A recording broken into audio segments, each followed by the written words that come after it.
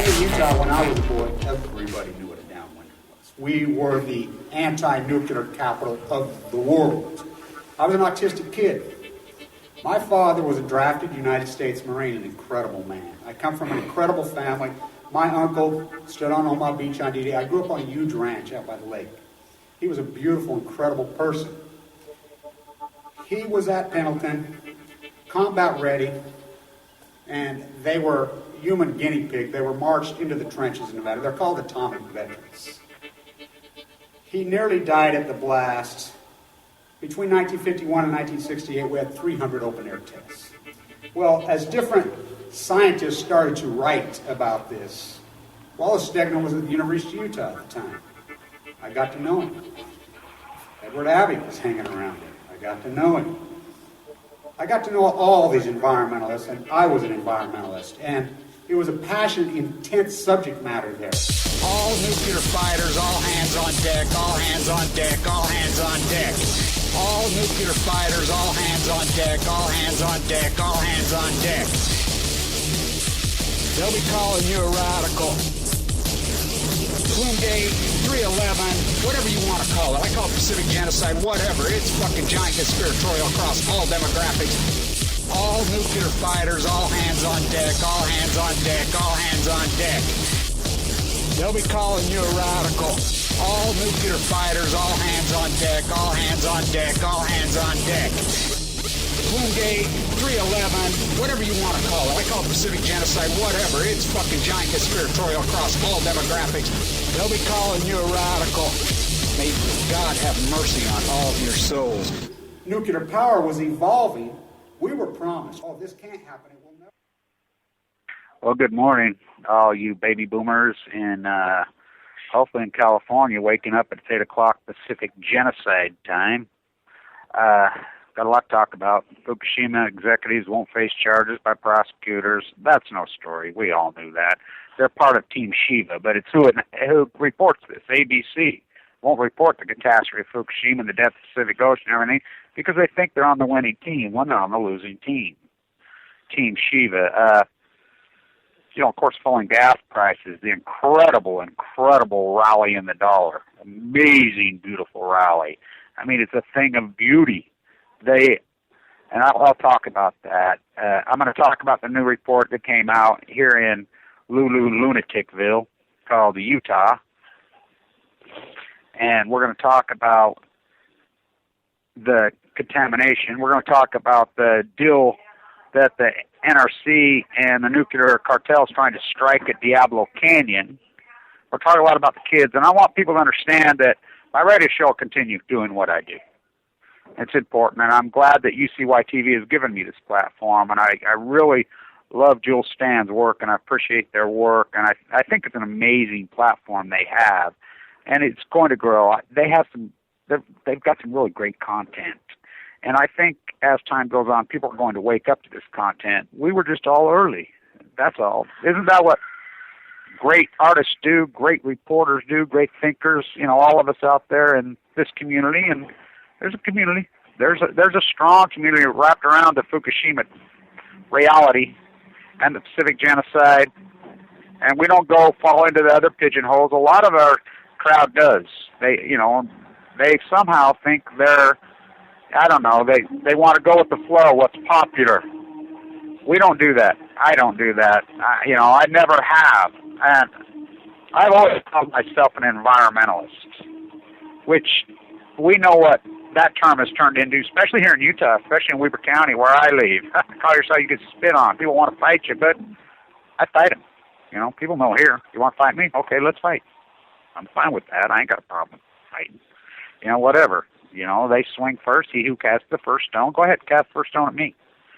I'm the last of the Mohicans when it comes to I'm a tree hugger. Oh, hell yeah. But I'm one strong. I don't hold hands and drink lattes and try to, eat an organic tomato and try to levitate the White House and talk quiet, kumbaya, hold your voice down. I don't play that way. Never had. Now, I've given up on the baby boomers officially. I've officially thrown in the towel, and I want to explain why. I've officially, the baby boomer and the echo boomer, it's an absolute hopeless cause. Absolutely. And my PhD, post-ignorance, is, I was working on. By the way, my second PhD, and something happened on the way to that place. I got an American nuclear flag thrown in my face. Of course, that happened before I was born, but it mutated. It showed his ugly, ugly nuclear freaking colors in my guts. And I got AML, leukemia. What a journey it's been, huh? What a learning experience it's been for me. I stood in March of 2010, right upon at the university. Had an incredible argument with some ass-kissing, think they're in the club, you know, like media has. They kiss the oligarch's ass and think they're getting in the club. I sat with a couple of those professors, one from Bangladesh, another adopted from India, another one, you know, I don't know where the hell they came from. Oh, America, the best, greatest place in the world. We love America, you know. You don't know fucking shit. I guess coming from the crowded streets of fucking Bangladesh and fucking, you know, the city of joy, maybe it does look like the greatest place in the facade. But I got in a big argument with them about my style, my teaching styles. We started to flip at the university. And our key professors were the people who really led the field. We're dying, and these baby boomer pieces of shit were taking over. And the test scores prove it at our university. We went from the #1 school business in the country to try to make the top 300. All they do is sit around, decide where they're going to travel. Got grad students teaching their class. They're lazy fucks. The great professors all passed of environmental poisoning, mad cow, freaking non-smokers, lung cancer, radon, you know, multiple ones, because that's what happens in Utah, the most contaminated place. I got in an argument with them about what I could say on YouTube and how powerful and incredible the genre was. You know, we were arguing about it, and I says, by the way, what really turned me on, I saw Elizabeth Warren speak about it, I believe on Colbert or one of them, you know, and I'm not fans, I mean, I like Jon Stewart, and I like Colbert a little bit, but when that has to be the mouthpiece for a political party, we're fucked. And so, you know, they're comedians. That's what they are. They don't move culture. I mean, but I like them. Don't get me wrong. I think they do incredible work. I like John Oliver. At least he took on the nuclear cartel one piece. You know, the baby boomer and the echo boomer is even dumber than the baby boomer. Now, I went into this, and I went on that rant, and then BP happened. I'm an environmentalist at my core. Yeah, finance professor, was on Wall Street, had a plastering business for a year. Very successful, by the way. You know, but a bunch of death, you know, has really been inside my guts. And, I mean, I think about the early 2000s, how ugly that death was. 99, Annika died. You know, my dad had passed away. You know, Dr. Cooley had went, Dr. Madsen had went, Dr. Madsen's wife went, Dr. Dix went. Everybody that I was really close with that meant everything to me. My whole life, my whole circle. You know, I've been going through a divorce and, you know, just watched it over and over and over. These people just being mowed down in the prime of their lives. And, you know, I was an environmentalist my whole life, mentored by Stegner, mentored by Edward Abbey. I never wavered, never from the time I was a little boy, from birth. And so I went crazy. Did that video by the pond, fuck BP. Went on my fuck BP rants for a long time. And these people, you can't do that. And I says, the Supreme Court ruled. American law, you know, there is no wrong or right. There's popular opinion, but we still have laws in this country. Just because people don't obey the laws, or they overstep the law, or they do whatever, and they, you know, NSA breaks the law, the Patriot Act's illegal, we have an illegitimate Supreme Court, we have jerry-rigged districts, we have corruption, you know, all over. But the fundamental foundation, we still have laws. Copyright law still exists in this country. Now, one thing that I was smart enough to do on my YouTube site, you know, I have a friend who's a professor, and her PhD is in digital copyright. She's great at the Weber State Law Misty, and, you know, and that's where I do all my work, by the way. I've done all my work there, and that historic, I've done my work at the exact space that Edward Abbey did his work, the exact space that so many infamous people, I could write just a book about these incredible people right there, where I've done my work. Fama K. Brody, Bedard, Devoto, I mean, so many, these greats that influenced me and mentored me along my way. So, she's like, Kevin, it's been ruled and it's been hashed out, and this has been done a long time ago. This was done, and a lot of it rooted around Andy Warhol's films and a lot of other things. You got to realize there was a lot of artists experiment, and I didn't even know this until I was in New York City. I didn't know who Eric Oppenheim was, Dennis's son. He showed up to my events. He did that when we walked in front of the graffiti building, which I've always wanted to do that. I didn't know that was him. I had no clue who this guy was. He just showed up. And then we talked, and he says, hey, my dad experimented with a freaking camera. A lot of people were experimenting with video. By the way, the MTV genre, you think about what they were paying some of those guys, and some of those videos are horrible, but some of them are great. You know, and we grew up with that era as it, you know, video killed the media star, which that's one of the favorite videos I ever did. And I call it my intense period. By definition, was my intense period. I didn't have no leukemia in my body, but even before then, angry? Oh, yeah, I'm still angry. The golf, that nightmare really pissed me off, sent me in a tizzy and a tirade, and rightfully so. And so I went off, and I was working on my PhD called Post-Ignorance. I had hypothesized that this is the most ignorant culture of human beings in human history. You know, worldwide. I'm not just throwing all the blame on the United States. You know, Europeans have some blame, but here in the United States, and I wanted to dive into why, and if it is true. Wow, what a long journey through cancer and whatever, but my hypothesis was that was the case. You know, I'm an old school PhD. I don't believe in peer review. I believe that in order, like the old days, to get a PhD, it has to be awarded by the university, and it has to be awarded because you do something. And it has to be original. It has to be new. And it has to be in the field. You have to do the field work. I'm a big believer in that. I don't believe it's a come-by-ya club, which that's what universities turn to, and they're gone. By the way, they're worthless. Totally worthless. You know, college professors are a worthless bunch of a lot right now. You know, and you can prove that by Fukushima. The greatest PhD opportunity in human history is Fukushima. Is anybody doing it? Why? Because everybody, I don't care if there's 7 billion or 300 people on Earth. Doesn't matter. It's the herd mentality. Everybody wants to be in the club. So I'm going to completely pivot my conclusion. My PhD's finished. You know, what a path. What a PhD, huh? Oh, my Lord. Wow. Visual, verbal, articulate. My PhD is what artists do. I mean, if I was a university, Andy Warhol would be awarded a PhD. Jackson Pollock would be awarded a PhD.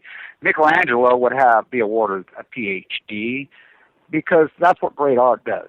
Great artists are socioeconomists. They understand it all of it, which that's not easy to do. It's left brain, right brain. I was the first student ever. I was too young when I was young. I had, at Berkeley, at freaking hell, they didn't want no part of me. Freaking too out of hand. At the University of Utah, Weber State. I love that great university. Oh, what a great university that was. What a gem. What a diamond in the rough. Wow, what a school of business. What a school of art. Did a double major. Art and finance. First one in history at the university when I was young. I'll never forget it. Arthur Adelman, go to him and says, hey, I got to make the choice. They're not going to let me do this thing.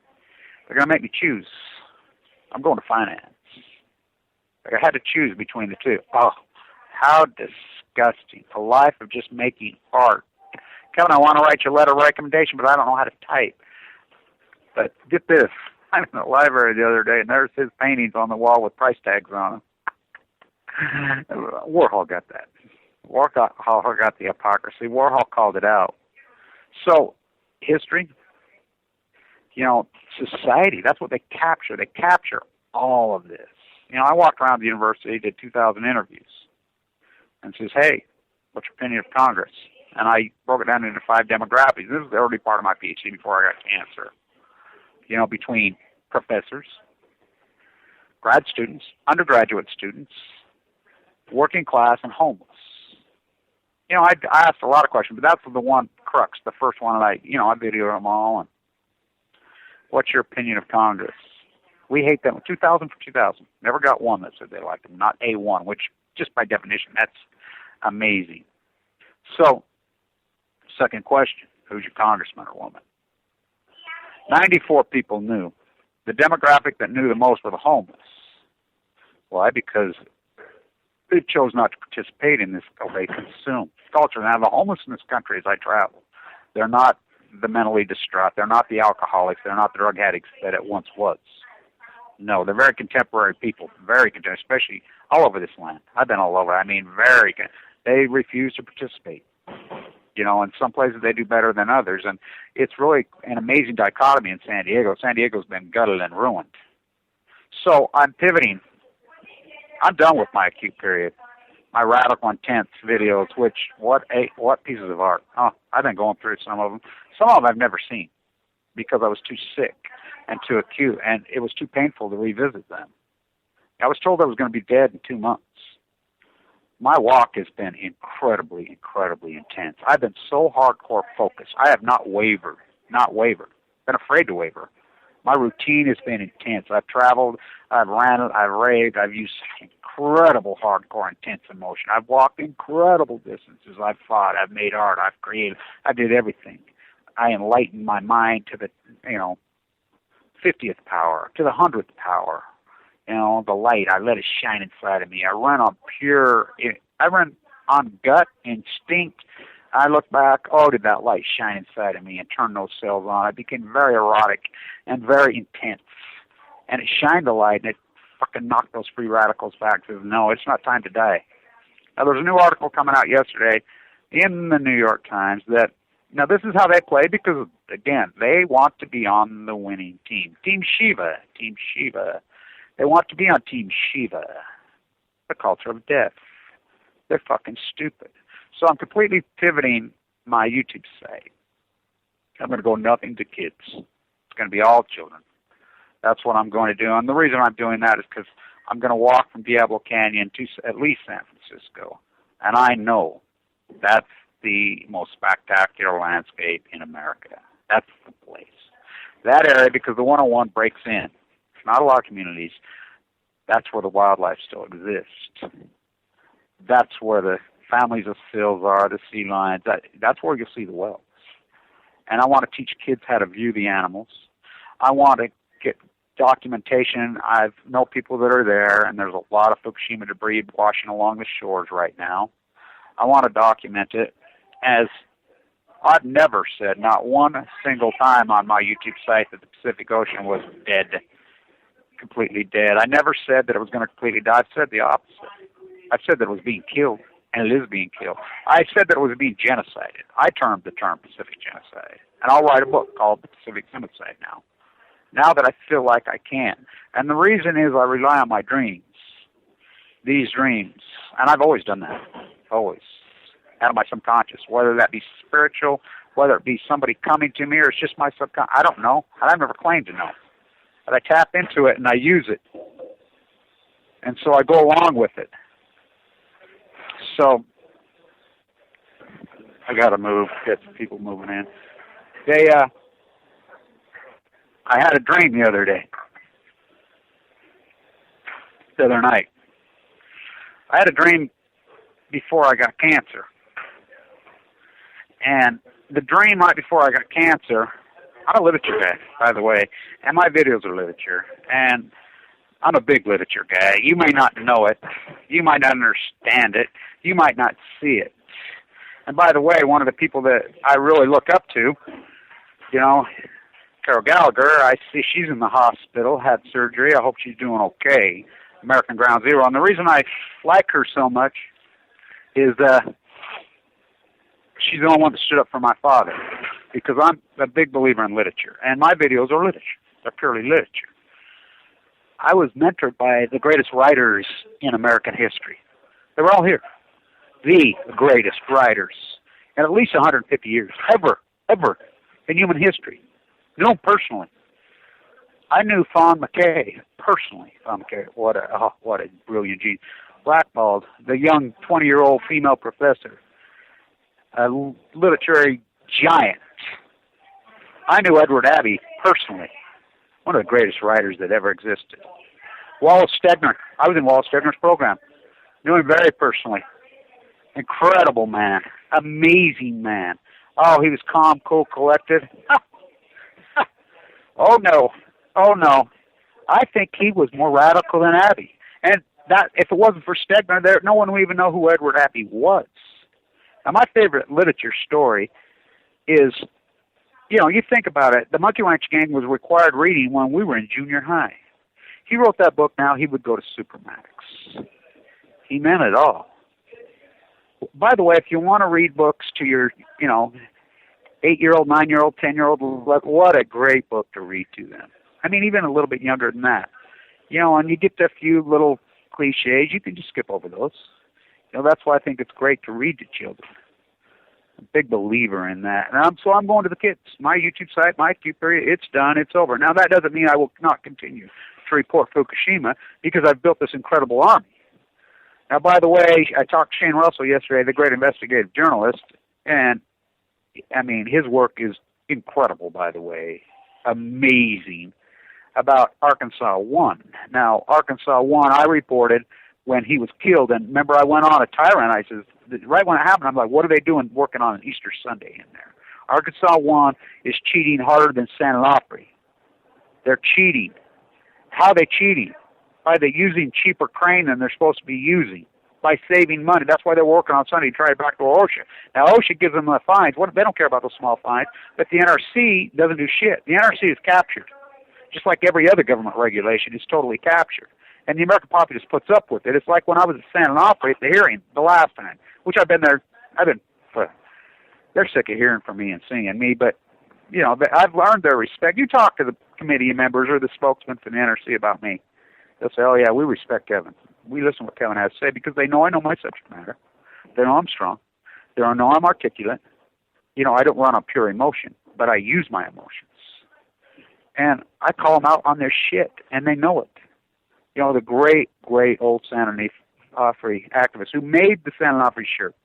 By the way, we've got to track down that young man. She had to do it. You know how old she is? Oh, she's old. I call her the last of the San Diegan. San Diego, the beautiful train that used to run up and down. San Diego's over. She walked up to me when I went on that tyrant in San Onofre. She says, Kevin, you're it. I'm glad to see there's one left. They're all gone. I says, yeah, they raised me. Very emotional conversation. And that's where I got that shirt. Gene Stone gave it to me, but she made it. Those people are gone. And the baby boomers, there's no one to fill that void in the baby boomer. Feminized? No, it's even worse than feminized. And they don't even understand the war between masculine art and feminized art. They have no clue. They have no idea. No clue. It's like Michelangelo. Now, he was gay. They try to freak. The most masculine artist in history has brought it back. He was not gay. He was not gay. He was in love with the great poet. That was his love. He lived a very lonely life, of course. So you just automatically think he's gay because you don't contemporize, get married, and have a bunch of kids. By the way, that's a very Americanized, freaking new thing. This whole family thing. That people didn't live that way. Some people live that way, but not in the mainstream like it is now. That's been all shoved down your throat, just like flag waving's been shoved down your throat. Star Spangled Banner we didn't even have an American song. Playing a baseball game, that's all new stuff. That's, flag waving, nation building, I pledge allegiance. That kind of stuff never existed in this country. And this country's been around for a long time. This land's been around for a long time. That shit didn't go. In fact, this country was anti all of that. They didn't believe in any of that. They were connected with the earth. They were connected with their community. They respected. Now, yesterday it comes out that Converse is going to come out with an Andy Warhol series on the shoes, which beautifully designed. But I want people to understand that Converse was bought by Nike. Converse was bought by Nike. Converse went bankrupt. And Nike is an evil, evil, sick company. So, of course I want a pair. So I dug out my old Converse. By the way, I have a pair of 1880s that were still made in the United States, and my daughter found in the closet when I had cancer. Brought them to me. Red, white, and blue, and you saw them. And I wore them most of my walk. I've walked up and down the beach from Mexico to Diablo, that whole area, multiple times with cancer. I can't believe the miles I've walked. I mean, I think about the road mapping in my brain right now. Eugene, Oregon, Washington, D.C., Manhattan, Brooklyn, San Diego, Los Angeles, Oceanside, all these cities, Pacific Beach, all these communities, because I walk. When I travel, I get up early and I walk all day because I'm fighting cancer. And I understood that it's the lungs that have to stay really strong. And I hike, I can't believe the miles, but I wore holes in those shoes. And I have an old pink that I found somewhere. And so I'm like, well, they were made in America. And so I'll make my own. So I started working on those last night. I'll make my own. I'm a huge fan of Andy Warhol's, as you know. I'm a giant fan of Jackson Pollock's. Jackson Pollock, a very troubled individual. I mean, what a crazy life he had as a child. His mom and dad, they moved him everywhere over there. His incredible bout with alcoholism, his incredible bout with depression. Wow. But the one thing I like about him, by the way, he never invented dripping, not even close, and he would tell you that. He perfected it. He watched Orozco. He watched him lots of times. He said in those classes, Thomas Hart Benton, he says, I love what he says, and you could see his works, and he worked from the WPA. He was on public assistance, and then, by the way, Guggenheim, when she was giving him money on all those artists, she didn't do that for free. She was a greedy bitch, sick with sexual motives, with all kinds of motives. She made them sign contracts that their art was theirs. She extorted a lot of wealth from people, a lot of wealth. She did not do that out of the love for art. She did that out of sickening greed. It was the WPA, that money that saved them for a while. By the way, he got kicked off the WPA. But he says it so beautifully. I love Thomas Hart Benton's work, and one of the biggest cheapskates that ever walked, by the way. When I was in the hospital, I was always thinking about, I love the Spiral Jetty. I met Robert Smithson out there. My family built the Spiral Jetty. Those are my uncles. When you see the video on there, those are my, cousins and uncles. It's one family, these great white sand pits. They all evolved from the same group of people in Brigham City, Utah. That's my family. So I got a meeting. Patted me on the head. I've always been fascinated. That thing, I understand. I grew up on the lake. I love the lake. I've walked all the back of the lake my whole life. It's been ruined. Muskrats, the blue herons. Wow, what a place to grow up. What a dynamic. Our ranch and our farm right on the edge of the marsh, right on the edge of the greatest flyway. That's what I got to live in, that center of it. Great northern mallards, the freaking tundra swans, the blue herons, the musk. By the millions. It was untouched landscape. Incredible landscape. That's where I grew up. So, they're building the jetty. I got a meeting, so I've always had in my mind the jetty, as far as Smithson's mind. He was killed not very long after. Always been fascinating. And it's the middle of Timbuktu out there. He had to walk. Well, the thing is, when he filmed it, he was flying over and he saw the redness of the lake. The lake on the north side goes bright red because of the causeway. I grew up right on the causeway. It was wood. You could see the curvature of the earth. They tore it out and they made it ballast. When they made ballast in the 50s, it stopped the natural flow. It's a disaster, by the way. The causeway needs to go. It needs to be blown up and taken out. The natural flow turns it red. Smithson saw that. He was only interested in that film. They made it just like that. That crazy, film that he made, red. You don't think those guys were all loaded in those days? A lot of them were. Warhol wasn't. Warhol used to wind them up and make fun of that. But, it was the psychedelic era. That film is so psychedelic and so fucking out there. Wow. But he had an oligarch funding him. He had somebody that believed in him. So it's never been at its exact level. I've been there so many times. I wanted a video at exact level. It was underwater for 20 years, the pumps of 1983. We had this incredible wet cycle that happened. It was underwater for a long, by many, many feet underwater. Then we went into this drought area, but we got this aberration. While I'm in the hospital, 2011, 2012, we got this crazy couple storms in this late spring in the middle of the drought. And I'm like, we're going to catch it. I know in October is when the skies go perfectly blue here. October in Utah, the landscape becomes incredibly crisp. Amazing color. I know that. I'm an artist. I've been walking through it my entire life.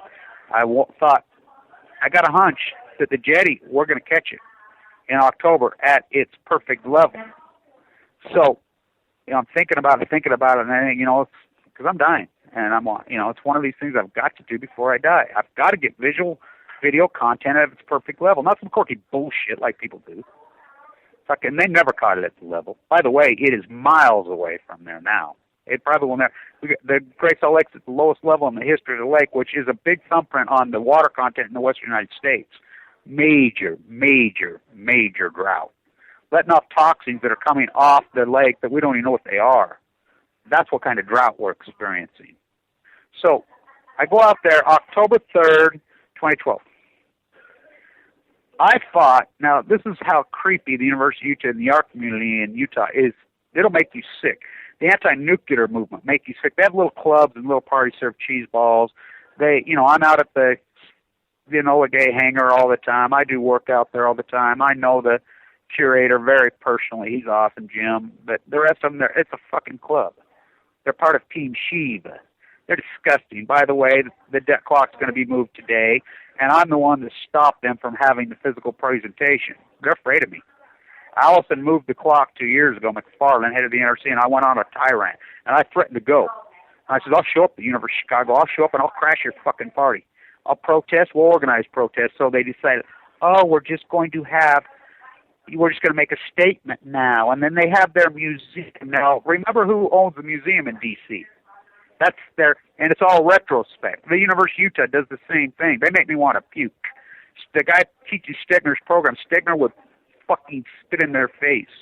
Stegner was intense. Stegner, he's the one who taught me to use fuck on the chalkboard. He used fuck that word more than me. He refused to use the Sierra Club's money. He would spit in Tim's face. The head of the Sierra Club now is a fucking rat. Our key argument about Stegner, he don't know shit. None of these fuckers know shit. They've went along with the team. They're in the club. They're on the team. So I don't want to be popularized. So I shot the video. I'm out there shooting the video, and this guy comes pulling up in the van. Fuck it.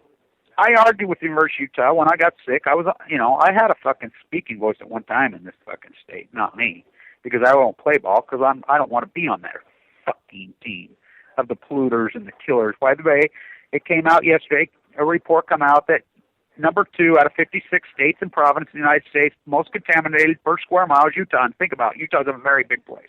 How contaminated? And then it listed the places. Kennecott, U.S. Magnesium, which I've been to all of them. But, watch my videos, Energy Solutions, all of them. I protest right there. I organize for it. You see anybody go with me? I took Rad Chick out there. Christina, I blew her mind. She's like, oh, my God. I had no idea. They're fucking it out here because they're all in the fucking team and club. So, anyway, I'm out there shooting the video. By the way, I took Christina out there. I take everybody out there. She's a great photographer, by the way. That's one piece of her art people don't understand. She's very, really great photographer. She's a great writer, too. But anyway, so we go out there, and I'm sitting there because I argued Smithson did not believe in museums, so he says, and still they honor him. And his wife, who did the sun tunnels, was recently passed, not very long ago, but I said, you can't put a road out there. He'll curse you forever. You can't put a fucking road there. I fought and fought and fought.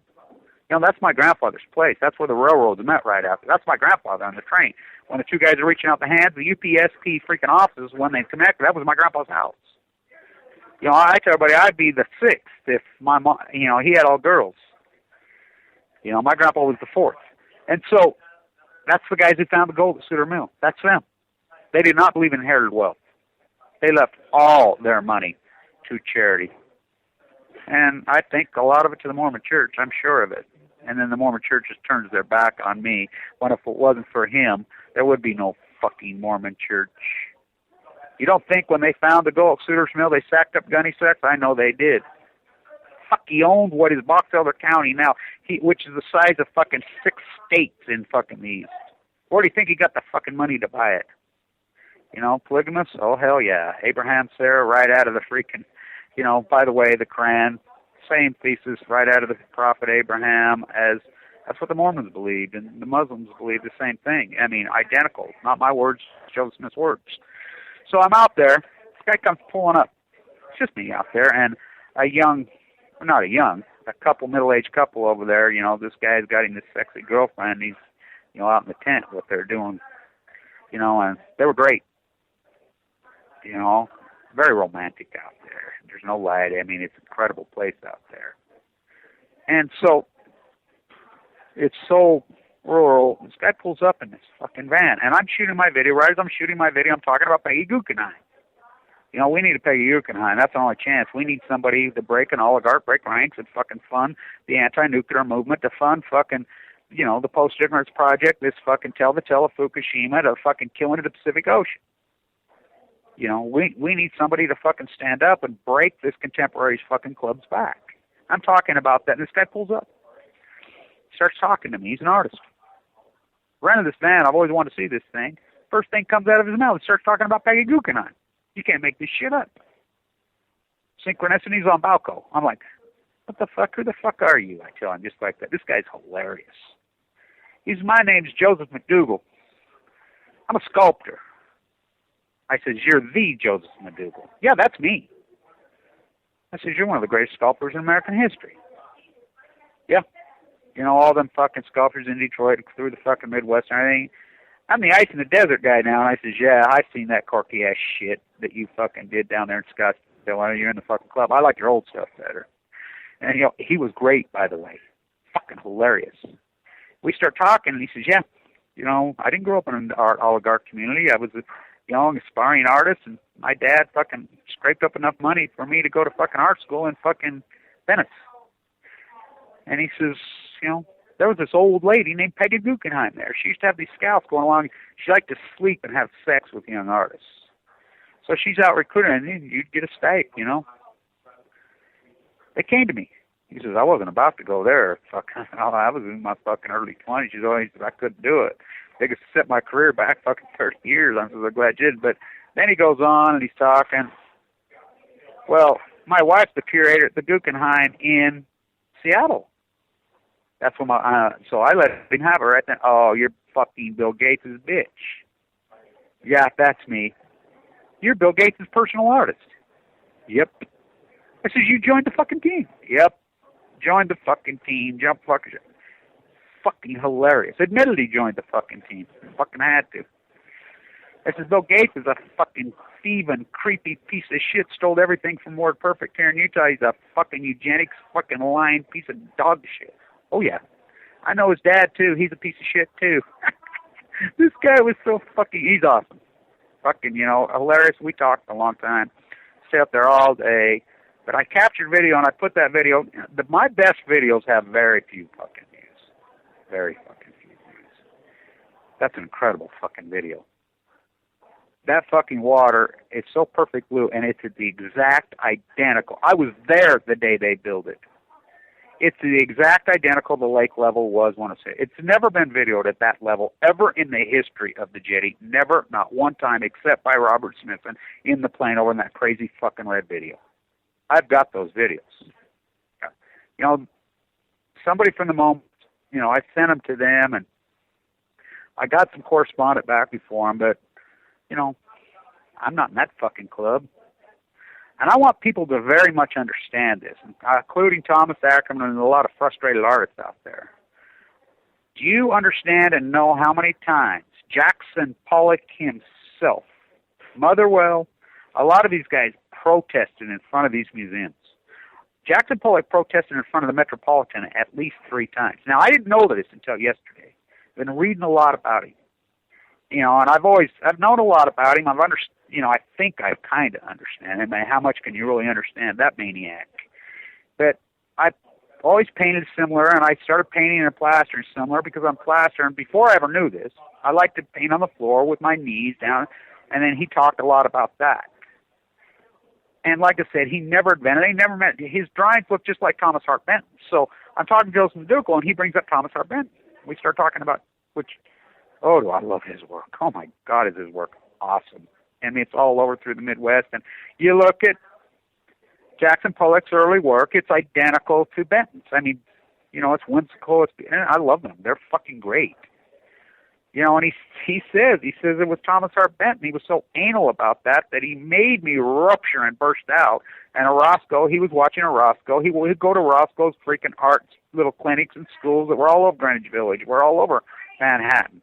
You know, and these little goofy, quirky fucking art clubs, you know, and all over there. which I've been all over in them. I've explored it. You know, I'm fascinated with their past. And he protested. He wasn't about to get in the fucking club. He wanted no fucking part of the fucking club. But, you know, he started to get some shows and started to get a little, got nowhere. You know, Greenberg fucking even was writing up about him. Even the New York Times is starting to fucking talk about, the fucking Time magazine, but still he got fucking nowhere. You know, it wasn't until it was the piece of art. It was that piece of art. Just like Michelangelo. You know, he was getting stipes to do this, that, the other thing, but it was the piece of art. The family in Italy, which the family in Italy still exists. And they're much stronger than the church because the church, that family still exists. And I'll say one thing about the family in Italy, and you can look it up. In 2012, the nuclear cartel tried to move back into Italy again, and the family kneecapped them. They don't fuck around. They want no part of nuclear. They know, and so there was 12 of them there, and you look it up. I believe the Huffington Post reported it in 2012, April of 2012. They kneecapped one of the fucking GE Westinghouse execs and told him, get the fuck out, the rest of you. We'll give you 48 hours, or we're going to kill every fucking one of you. The family. They got the fuck out, left fucking everything behind. They got out that day. So that's how they play. But the family saw the incredible fucking sculpture. You know, there it is, you know, laying in the arms. And he was like, you know, it took his breath away. Infamy. That's what happened to Jackson Pollock. You know, he used to use numbers on his paintings. Says, you know, because it's the painting. The title takes away. You know, that's Lee's words. She was a great artist, by the way. Incredible artist she was. Amazing. And by the way, Deschamps. People think, Deschamps is just quietly playing fucking chess in fucking Washington Square. Let's remember, Deschamps, you might not think this because he wasn't really getting in vogue in the 50s. Deschamps will say, well, nobody give a shit about my ready-mades in the 60s or whatever. Bullshit. They sure give a shit about his descending fucking... He was considered the fucking expert oligarch god. He still made the choice. Deschamps was making the choices. They still went to him. He was on every committee and every board at the Metropolitan, at the MoMA, whatever, these oligarchs. They still turned to Deschamps. And Deschamps still had to make the decision on who, when, where, how, why. Now, let's remember, there was a war raging in World War in Europe. Pingenheim didn't even live here. She was in Europe. She had to leave. They all had to leave. All of them had to leave. Their wealth was being destroyed. You know, I think the great story about the Hermitage in Russia had all those freaking incredible freaking paintings they stole from, you know, Otto Krebs collection, all over collection, soldiers, whatever. They stole them and had them hid in the basement. They didn't bring those out until 2000, I think 2001. A lot of Van Goghs, I hadn't been seen, were considered disappeared. There they were.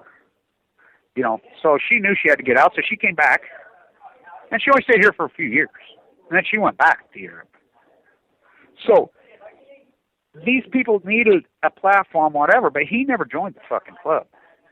Now, by the way, his therapist, who finally had him under control of alcohol, was killed in a car wreck himself, and he was out of control, and he had quit painting at the end of his fucking life. He was completely out of control, drunk and disorderly. So as it goes across, we get frustrated. But archetype culture, you know, and Thomas Ackerman's come up with that word, the age of fission. You know, I come up with post-ignorance. Popism is dead. Takes a lot of time. Takes a lot of hard work. Takes a lot of frustration. Now, granted, we have 3 nuclear meltdowns going in the fucking, that has never happened before. This trumps everything. And I went all in. I know it trumps everything. And it's ongoing. It's changing the world forever. The age of fission is a brilliant term. That's what we are. Now, I've always been fascinated with the fact that Michelangelo was raised by a wet nurse. And he says when he was nursing on the wet nurse, he says her family were all rock masons. Not masons, real rock masons. So was I. He's the one that sent me that path.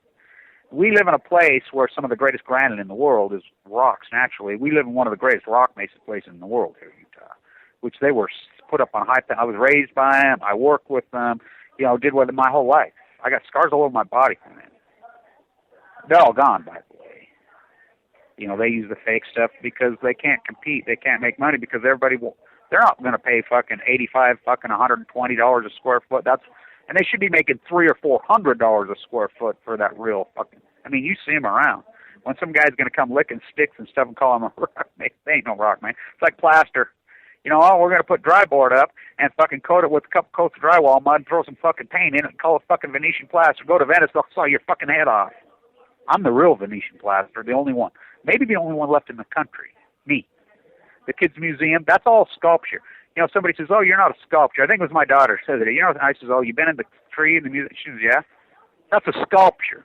She says, yeah, it is, huh? Yeah. Hello. I mean, it's 3 stories high. It's big. You can walk through it. I made that. I sculpted that.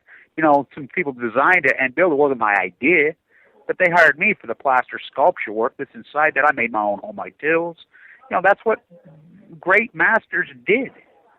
You had to develop your sauce. I call it my secret sauce. The old guy I mentored for years and years and years. Not the first guy. The first couple of people that I worked for, I hadn't a fucking clue. I had to self-teach myself a lot of my plaster work, a lot of my artwork, a lot of it I had to self-teach myself because I didn't have good mentors. I had fucking fake frauds trying to fucking exploit labor, fucking trying to fucking become one and cheat.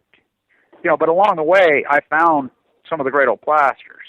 One of my old mentors, back in the old sheds at Hanson Lumber, when they ran it, we were still using animal blood for freaking glue and hair for fucking fiber. That's how long I've been fucking at this. They were artists. They made a lot of fucking money, too. A lot of fucking money. They were fucking all millionaires. They had incredible, sophisticated fucking families, women and fucking children. And, they fucking were pillars of the community, and they got it. Boy, did they get it. He says, Kevin, you will never be a master until you develop your own recipes. I started to get my own recipes here about really in earnest. I did a lot of work fucking, in about 2002 when I came home from Wall Street. Now, by the way, when I was on Wall Street, I continued my plastering business the whole way. My Wall Street career, I did most of it right in Utah on a computer. That's what Wall Street is. I worked for a hedge fund. I was a derivative arbitrage specialist, mentored by the likes of Clyde Cooley, the fucking genius. I was very good at what I did.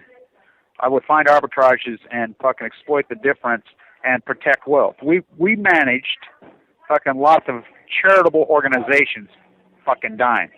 We bought derivatives to hedge the position. That's what derivatives really are, and that's what real hedge funds are very responsible. Not what you created in your head as a fucking hedge fund, which they lied and looted and cheated, which they've done to Wall Street. They've done to every industry across America. You go A to Z. There are no industries left. The liars and the cheaters took the field. And they're called baby boomers and echo boomers. They're pathetic in the aggregate. I'm not talking about individuals. And anybody who watches my videos and understand they're too fucking ignorant to fucking realize that I'm talking in the aggregate, they don't even need to be here. And I'm talking in the aggregate. So I'm going to concentrate on the things that matter to me because I have been born again. Do not make any mistake. Not what an evangelical will think they're born again, because that's been hijacked here in the United States grotesquely too. These people are sick. Mega church leaders with fucking private security fucking forces. Jesus died as somebody rich. They're all rotting in hell. Jesus did not die so you could be rich, and that is to bear false witness, which is the greatest sin I was taught. Now I don't care if you believe in Jesus, you believe in Allah, you believe in whatever, you're pagan, whatever. It's Buddhism, whatever. The fundamental foundation is doing the right thing. Now, by the way, blowing up the big Buddhas was disgusting. It's beyond disgusting.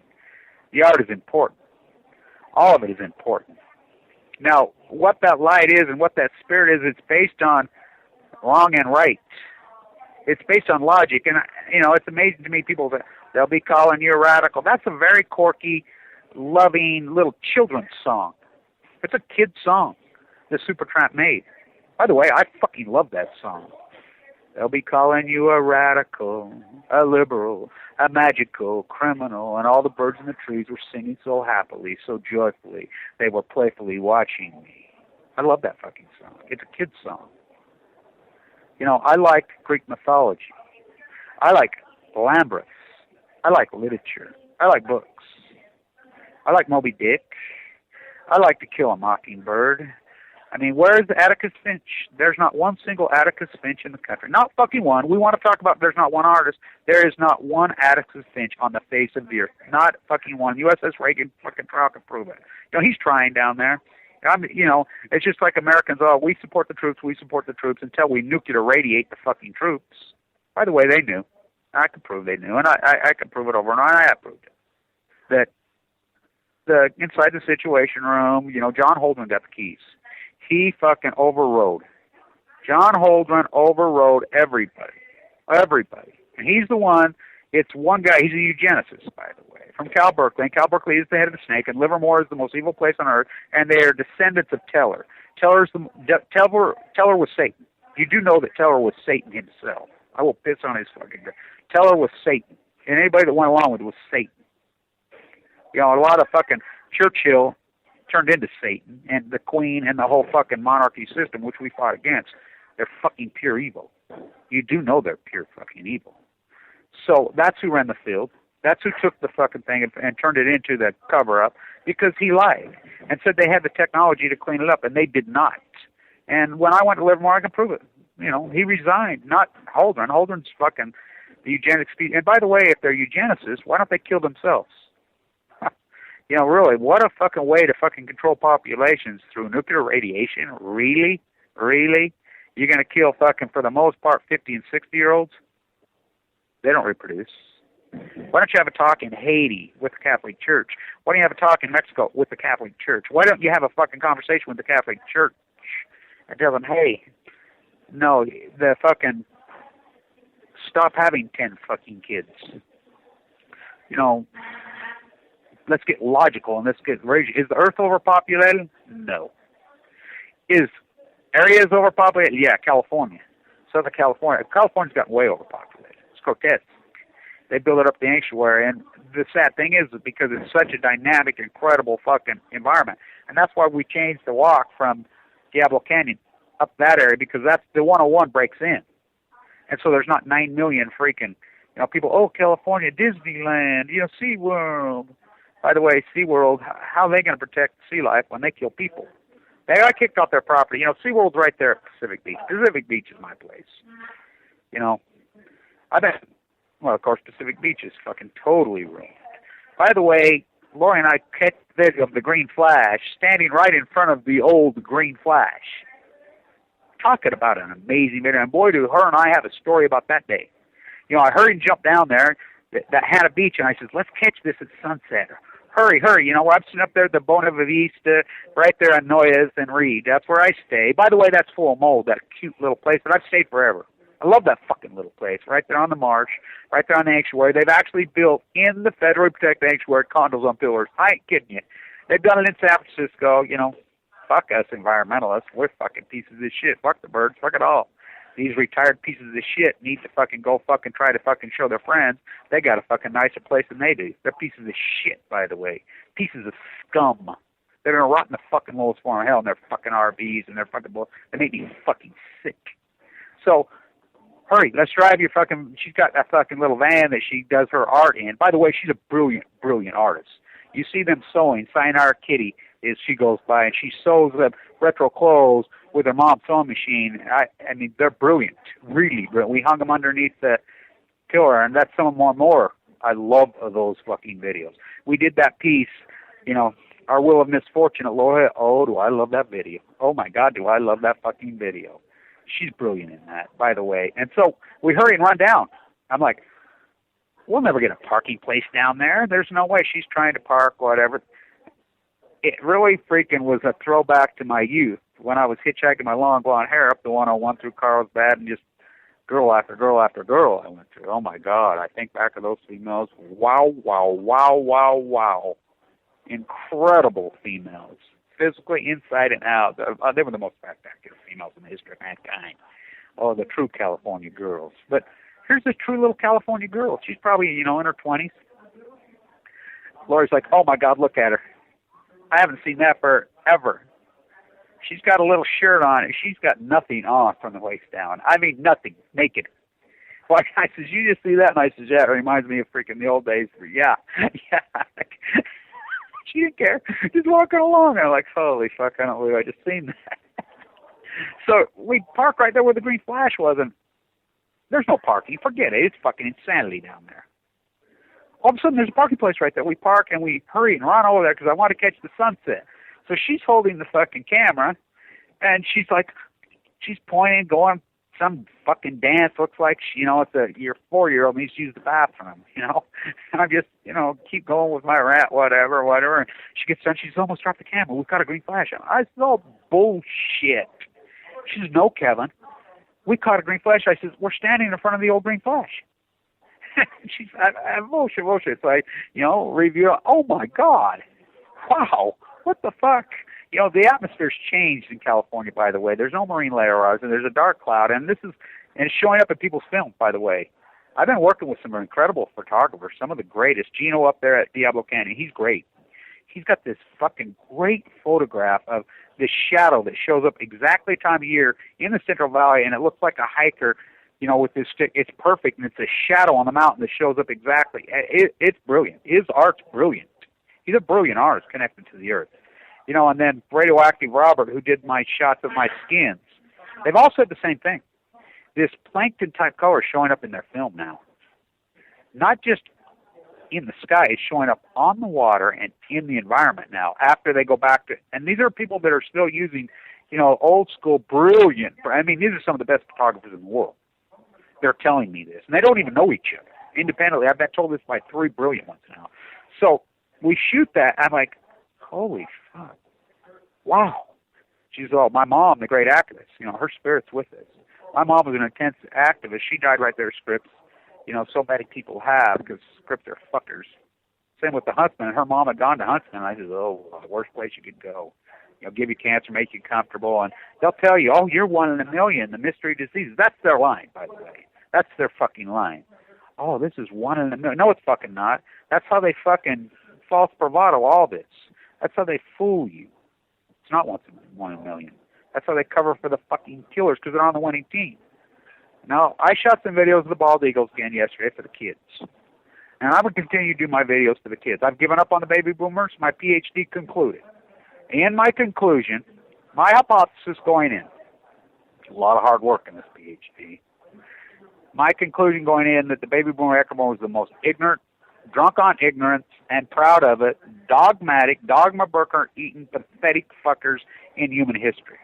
Just plain stupid. Can't have a conversation with that, and I proved it. They can't tell you 3 branches of government. They can't tell you anything. They're fucking pathetic. And I compared and contrast with a lot of fucking stuff and work. In conclusion, the baby boomer echo boomer is the dumbest, most ignorant. So my hypothesis was exactly right, and I proved it. And I was trying to prove it because they're overworked, and tariffs is the answer. I proved it. I did prove it. My PhD's done. I used my intense, radical period. Artists go through periods. Obviously, they go through phases and periods. You don't think my fucking phase was acute when you're told you're going to be dead in 2 months? You got a disease in your body. I'm a stats guy. I know the fucking odds. I fucking researched them all. Survival rate, pretty well 0. Did we have a bone marrow transplant? Let them human lab rat me? Because I had faith, got lucky and landed with these great, incredible doctors. Oh boy, did I get lucky. So I'm going to the kids now because I've given up on the baby boomer and the echo boomer. No, in the aggregate, I have hope in the future generations. I have a lot of hope. I love them, and I love kids anyway. And, I was a big fan of Fred Rogers. Fred Rogers. Diane Rehm said it best. She says, it was my favorite interview I ever did. Diane Rehm said it like this. Mr. Rogers, what's the matter? I don't feel so good. Mr. Rogers not doing so good today when she interviewed. I have a stomach ache. She later found out he had been diagnosed with fucking stage 5 stomach cancer that morning. He was an incredible American. He was an incredible fucking man. I want to be like him. So I'm going to the kids so they can take my walk with me and see the silver and teach them how to view the animals because those baby boomers don't. All nuclear fighters, all hands on deck, all hands on deck, all hands on deck. All nuclear fighters, all hands on deck, all hands on deck, all hands on deck. They'll be calling you a radical.